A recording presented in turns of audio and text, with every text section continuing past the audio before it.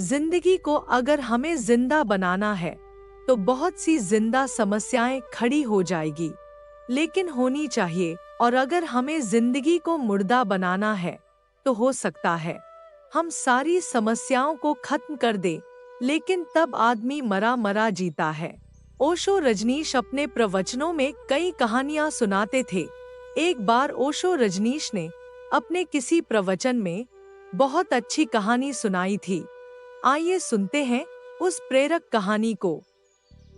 मैंने सुना है कि एक बगीचे में एक छोटा सा फूल, घास का फूल, दीवार की ओट में दबा हुआ जीता था। तूफान आते थे, उस पर चोट नहीं हो पाती थी, ईंटों की आड़ थी। सूरज निकलता था, उस फूल को नहीं सता पाता था, उस पर ईंटों की आड़ थी। बरसात होती थी, बरसात उसे गिरा नहीं पाती थी क्योंकि वह जमीन पर पहले ही से लगा हुआ था। पास में ही उसके गुलाब के फूल खिले हुए थे। एक रात उस घास के फूल ने ईश्वर से प्रार्थना की कि मैं कब तक घास का फूल बना रहूंगा? अगर तेरी जरा भी मुझ पर कृपा है तो मुझे गुलाब का फूल बना दे। ईश्वर ने उसे बहुत समझाया कि तू इस झंझट में मत पड़। गुलाब के फूल के बड़े कष्ट हैं।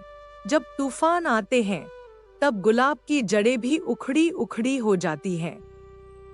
और जब गुलाब में फूल खिलता है तो खिल भी नहीं पाता कि कोई तोड़ लेता है। और जब वर्षा आती है तो गुलाब की पंखुड़ियां बिखरकर जमीन पर गिर जाती है।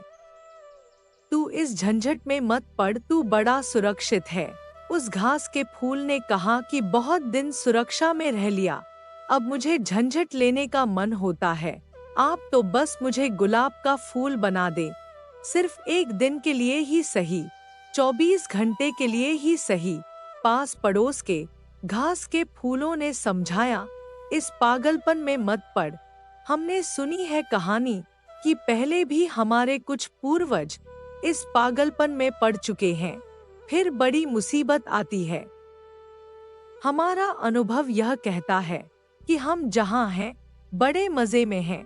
पर उसने कहा कि मैं कभी सूरज से बात नहीं कर पाता, मैं कभी तूफानों से नहीं लड़ पाता, मैं कभी वर्षा को झेल नहीं पाता। उसके पास के फूलों ने कहा, पागल, जरूरत क्या है? हम ईंट की आड़ में आराम से जीते हैं। ना धूप हमें सताती, ना वर्षा हमें सताती, ना तूफान हमें छू सकता है। लेकिन वह नहीं माना और ईश्वर ने उसे वरदान दे दिया और सुबह होते ही वह गुलाब का फूल बन गया और उसकी मुसीबतें शुरू हो गई। तेज हवाएं चली, आंधियां आई, प्राण का रोम रोम उसका कांप गया, जड़ें उखड़ने लगी। नीचे दबे हुए उसके जाति के फूल कहने लगे, देख पागल को, अब पड़ गया ना मुसीबत में। दोपहर होते होते सूरज तेज हुआ, फूल तो खिले थे लेकिन कुम्हलाने लगे। बरसात आई, पंखुड़ियां नीचे गिरने लगी। फिर तो इतनी जोर की बरसात आई कि सांझ होते होते जड़ें उखड़ गई और वह फूलों का, गुलाब के फूलों का पौधा जमीन पर गिर पड़ा। जब वह जमीन पर गिरा तब वह अपने घास के फूलों के करीब आ गया। उन फूलों ने उससे कहा, पागल, हमने पहले ही कहा था, व्यर्थ अपनी जिंदगी गवाई, मुश्किल ले ली।